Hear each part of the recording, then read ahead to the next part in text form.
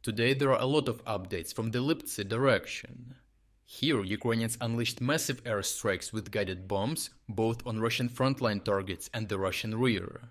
Russians, losing their grip on Hlyboke, attempted a desperate mechanized assault on Ukrainians as Ukrainians advanced into the settlement.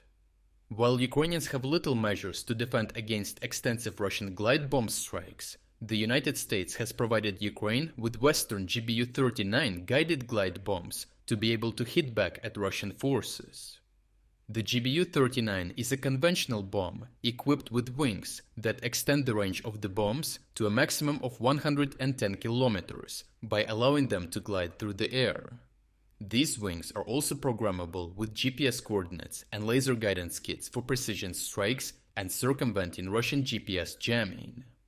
Finally, these bombs were also delivered with specialized bomb racks that fit multiple bombs under one hardpoint, meaning Ukrainians can strike numerous targets at once. However, Ukraine is not currently being provided with enough of these bombs to be able to launch constant strikes on the Russian military.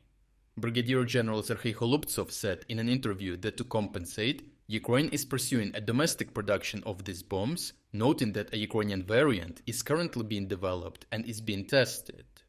The United States and France have also, for a while now, supplied the Ukrainian Air Force with JDAM and ASM Hammer guided bombs, which Ukrainians have been using to strike Russian targets all over the front.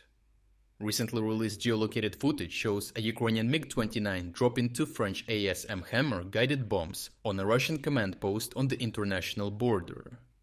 The Institute for the Study of War noted that due to the close proximity to the Kharkiv front, this command post was likely involved in overseeing and coordinating Russian offensive and defensive efforts in this direction. Ukrainians also continued to monitor and drop more Hammer-guided bombs on Russian positions in Hlyboke. Geolocated footage shows Russians moving into the buildings in the settlement before being destroyed by a Ukrainian airstrike. Another video shows Ukrainians repeatedly hitting a Russian building with guided bombs till it fully collapsed. The original uncensored footage of all Ukrainian airstrikes can be found on our Telegram channel through the link in the description. Ukrainians also conducted a series of long-range strikes on the Kursk and Voronezh regions in Russia. In Kursk, a Russian military base was destroyed, which Russians used to reinforce their ongoing operations in northern Ukraine. While in Voronezh, Ukrainians struck another Russian ammunition warehouse, and judging by the size of the rising smoke clouds, it was a big one, and Ukrainians had destroyed many shells and equipment. Magyar's Birds drone detachment also released an 18-minute video detailing their logistical strikes on the Russian supply lines. They revealed they had extensively mined Russian roads with drones and held them under FPV fire control, destroying vast amounts of Russian reinforcements, supply trucks, and even some armored vehicles. One short clip even shows how, on just one road, Ukrainians had destroyed over 18 Russian vehicles carrying infantry, ammunition, and other supplies. Ukrainian soldiers note that because of the threat posed by Ukrainian mines and drones, Russians started avoiding the roads in favor of moving through forests and other green terrain. Unfortunately for Russians, Ukrainians then promptly started mining the forests and tree lines to great effect. As Ukrainian sappers in the area state, they can constantly hear these mines exploding throughout the day and night as Russians are moving toward and in between positions.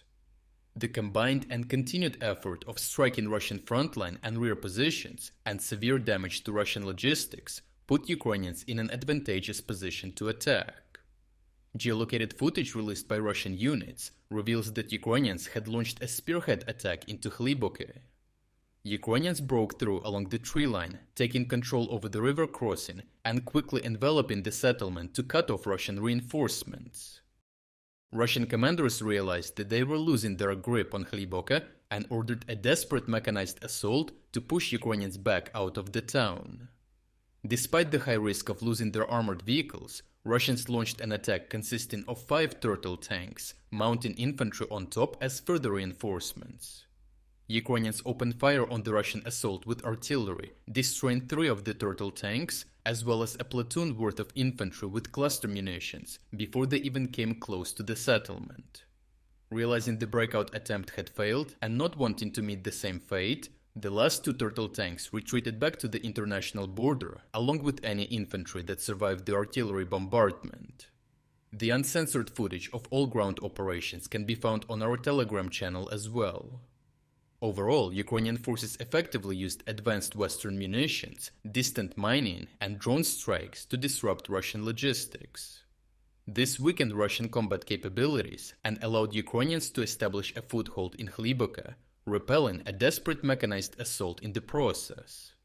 This underscores Ukrainians' ability to create and capitalize on weaknesses in the Russian defense.